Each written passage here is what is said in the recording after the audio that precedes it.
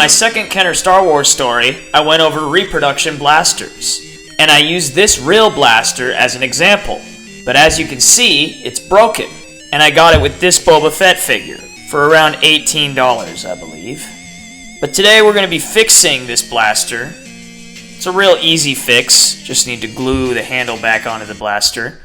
But we'll look at this real one here for reference first. And as I've said before, we know for sure that this is a real blaster, as it's come from family. And it looks like it's just angled a little bit towards the back. So we'll make sure that when we're gluing it, it's the same way. So we'll do sort of a dry fit here.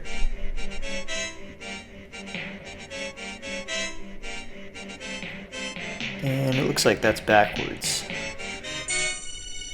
That looks like a proper fit. So I placed the handle down with the proper side facing up. And so now we're going to apply a little bit of glue to where the handle should be. And as you can see, there's already a drop of glue on the edge of the blaster. Let me get it up here so you guys can see a little better. There's our drop of glue. We'll face it downwards like this. You also don't want to really get it on your hands, if you can avoid doing that. It's a very small point of contact. It's not sticking very well. Okay, now we just gotta let it set it. Wipe off some excess.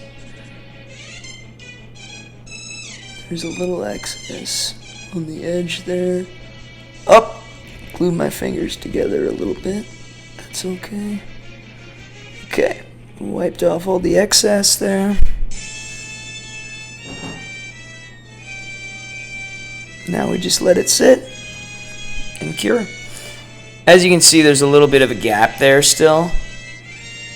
I think that's just how it's going to be. I don't know.